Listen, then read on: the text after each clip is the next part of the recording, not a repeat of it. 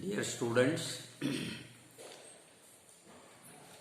in the last lesson we had a discussion about fieldcraft. Today we have a discussion about our defense forces.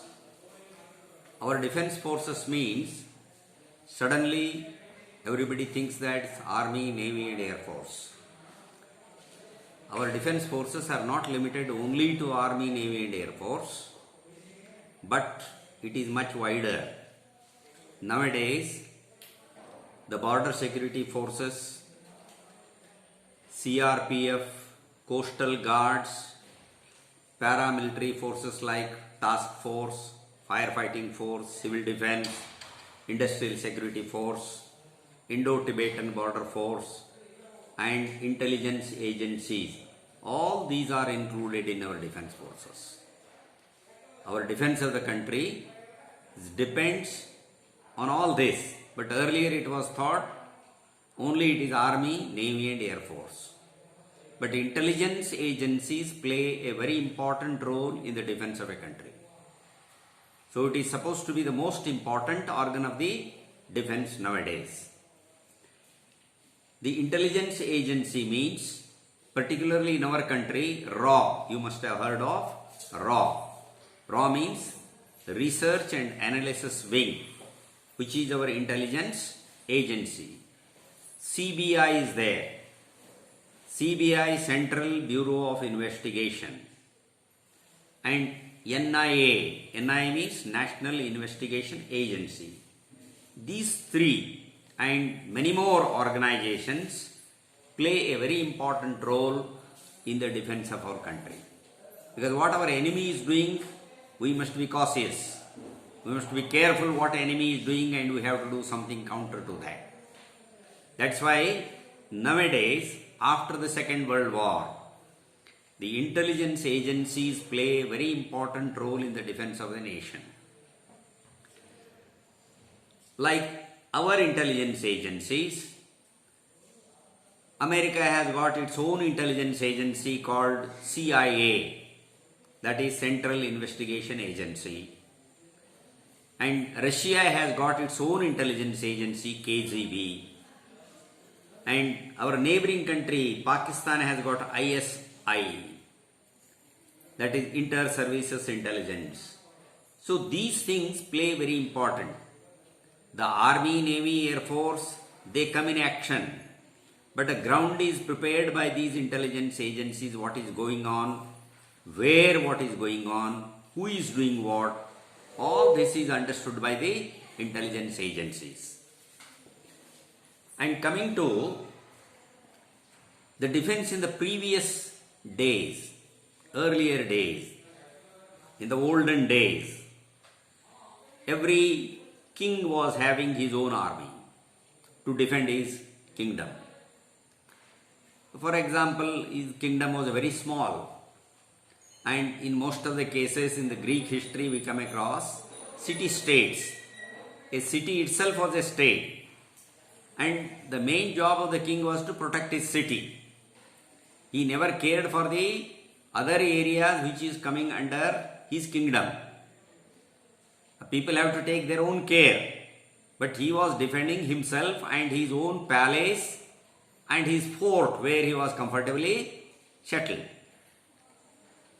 And a fort was constructed for his own safety. This is how the olden days that was the system. And every king was maintaining his own army. In the same way in our country also. Our country was nearly divided by more than 550 states. It was a combination of more than 550 states. That's why Britishers and other invaders came to our country and took the help of some king, defeated another king. For example, Muhammad Ghori, Ghazni, Mughals, even Britishers, French, Dutch, Portuguese, all these people entered in our country very easily because our country was not a united kingdoms. Every king was feeling independent. He wanted to defeat the neighboring king. He wanted to acquire his kingdom. All kings were fighting amongst themselves. So that is why it was easy for the foreigners to come and acquire our country. Right from Mughals to Britishers. You might be knowing Britishers came to our country for business. The East India Company was established in England only for conducting business. Taking spices from India, whatever is available along with the spices, selling it in the European countries and selling their fine goods in India. This was the only purpose of East India Company to establish. But later on, when they came to know our kings were fighting amongst themselves, with the permission of the kings, they maintained some small army. Small army, they took permission from the king that we want to secure our own goods, our own godowns, where we keep our things for business purpose. For the safety, we want to maintain our own security forces. With the help of security forces, they defeated the one king and made one king to conquer. This is how, by helping one king, defeating another king, gradually they went on acquiring part by part. The whole India was acquired by the Britishers. And this is how the East India Company became a British agency to acquire the whole country. And then the British rule started here in this country. And right from 1707 to 1858, it was through East India Company the Britishers were ruling on us. At that time also, they enlarged the security forces. The security force which they maintained to protect their goods. Now they started helping one king, defeating the another king. They went on increasing their army step by step. And one day they conquered the whole country. And from 1717 to 1858, they maintained three types of army. One was British Royal Army. Another European Army. Third one, Indian Army. The difference between these three was British Royal Army consists of British officers, British NCOs and JCOs, and even soldiers also were from Britain. This army was having all facilities as the English army was having. The British Royal Army was having in England. The same pattern, this British Army was enjoying all facilities and they had more powers. Second one is European Army. The European Army officers were either Britishers or Europeans. And NCOs, JCOs and other ranks were from different countries of Europe. They included the soldiers from other countries of Europe in this second army, which is called European Army. And they too were having, compared to British Royal Army, they had less privileges. Their salary was less, their perks were less, and duty given to them was little tougher than the British Army. This was the European Army. And third one is Indian Army. The soldiers were all Indians. NCOs were Indians. JCOs were Indians. But officers were either Europeans or Britishers. If Britishers were not available as officers, some selected European officers were made in charge of the Indian Army. And this army, the third army, had a very less privileges. Their salary compared to British Army and European Army was very less. and their facilities given to them was also very less. Uniforms, arms, any facility compared to these two, British Army and European Army, to the Indian Army was very, very less. That most neglected soldiers of the Indian Army. Because of this, you have heard soldiers' mutiny, which is called Sipayigala Bandaya. Must have heard of that. Why this took place? The Britishers were treating this Indian Army people very badly. They were treated as if they are the workers, laborers, sweepers. All kinds of work was done by these people. They were even batmen. They were polishing the British officers' shoes, belts, ironing their dresses. All kinds of job were taken from the Indian Army soldiers. And there was one incident you must have heard of, 2-inch mortar. 2-inch mortar is a very small hand grenade. 2-inch mortar, this 2-inch 36 hand grenade. The hand grenade which was given to each soldier in times of emergency when the enemy is hiding in some broken land or hiding behind a wall, protecting oneself in the building. That time the soldier he cannot fire on him. So the grenades were used. The 36 hand grenades, why it is called 36 means it was cut in 36 parts and it has a safety ring, safety pin as well as safety ring, and that safety ring was leather ring instead of iron ring. And for some of the weapons, this leather was used. And some wise soldiers in the Indian Army itself, particularly the Brahmin soldiers, they thought that we should go against these Britishers somehow. How it can be done? There were Hindu soldiers and Muslim soldiers both in the Indian Army.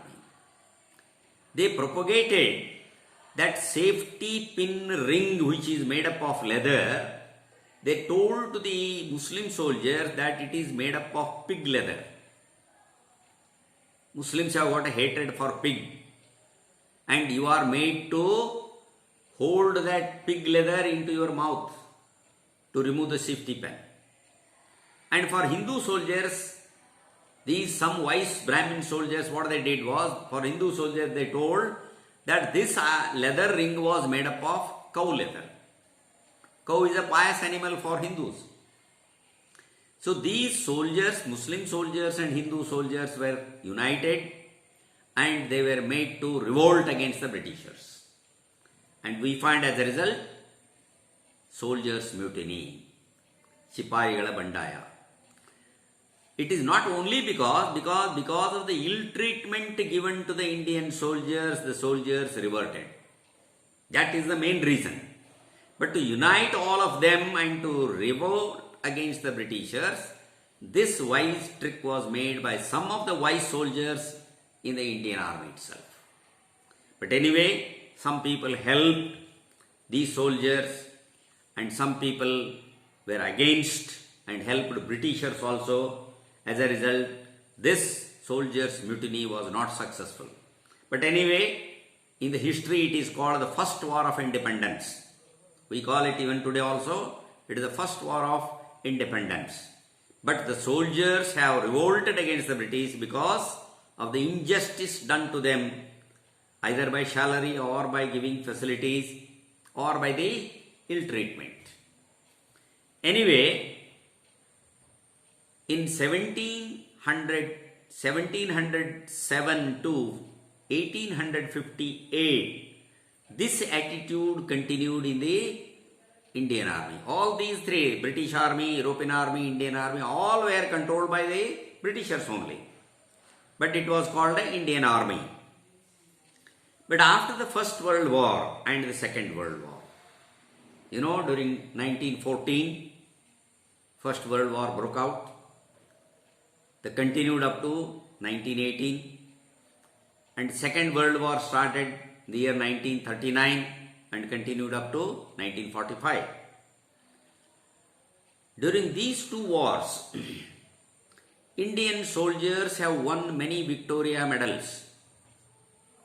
As today Indian Army is giving its soldiers Veer Chakra, Paramavir Chakra.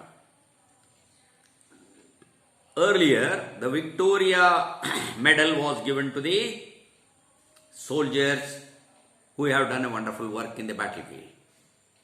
And many Indian soldiers got the Victoria Cross during First and Second World War, though the facilities were not given to them.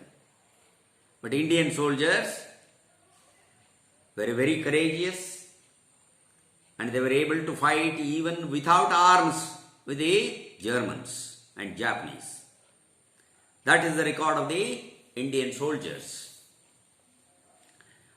And after 1947, when we got freedom, but the control over the Indian Army was of the Britishers only. Generals were Britishers only.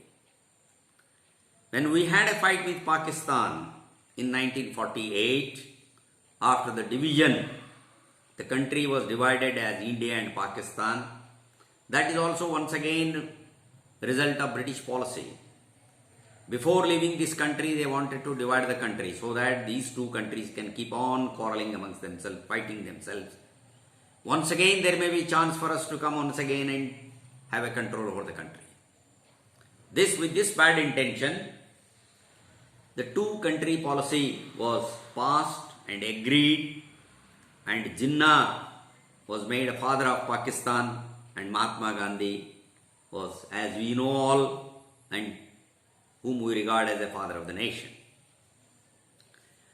And immediately after the freedom, 1947, Britishers intentionally kept Kashmir as an apple of discord, a reason for quarrel between India and Pakistan. Since the Kashmiri population was in majority, Muslim population was in majority, and ruler king was Hari Singh was a Hindu. And they told the king, you are independent.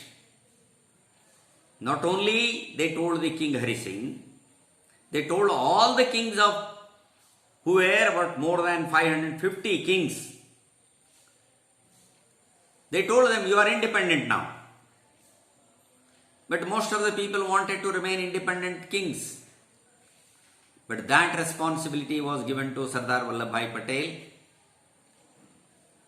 and unification of the king. Union government was formed. When Nehru became a prime minister, Sardar Vallabhbhai Patel was a home minister as well as a deputy prime minister. In fact, Sardar Vallabhbhai Patel had become a first prime minister of this country, whereas a Congress working committee was in favor of Sardar Vallabhbhai Patel. Because of Gandhi's request, he withdrew his claim and Nehru was made prime minister. Other than Kashmir, the responsibility of uniting all these small states into one nation was given to Sardar Vallabhbhai Patel. He did it successfully. Except two states, Hyderabad and Junagadh. Some police action was taken against these two. Otherwise, the rest of the states, the kings willingly agreed to join the Indian Union. After the police action, these two kings also agreed, Hyderabad Nizam and Nawab of Junagadh. But Kashmir, Nehru kept with himself that he will solve the Kashmir problem. But never solved. Recently, the Kashmir problem is being solved after removing the Article 370. The special provision was given to Kashmir because of Article 370. Though Sardar Vallabhbhai Patel was against it, many people were against it, army people were against it. But when the 1948 Pakistani army occupied Kashmir, major portion of Kashmir, our army officers requested Prime Minister Nehru not to go to UNO. We will solve this problem. It is a bilateral problem. Give us 3 days time. We'll take back all the, which we call it a POK, Pak occupied Kashmir. It is also a part of Kashmir. Or General Karyappa gave suggestions to Nehru that don't go to UNO. Give us 3 days time. Our army will take back whatever Pakistanis have captured. But Nehru did not agree for that. He took the matter to UNO, and till today it was a burning problem. Now it is solved. Till we get back the POK, and it is problem is being continued. And we fought, our army fought 3-4 times with the Pakistan. 1948 because of Kashmir. In 1965 because of America's instigation, Pakistan itself made an aggression on India. And in 1971, because of the internal disturbance in East Pakistan, which is presently called Bangladesh, and then East Pakistan, because of the atrocities done by the Pakistani army, and Bengalis wanted to become a separate nation, and Indian army helped for that. But it is a record in the world history that Indian army has captured 93,000 Pakistani soldiers. The army could have fought another 15 days with the Indian army. But 93,000 Pakistani soldiers were captured and they surrendered in Dhaka. And in 1998 also, we had another fight with Pakistan, that is Kargil fight. Indian army successfully has fought all these. The unfortunate thing is, in 1962, we lost.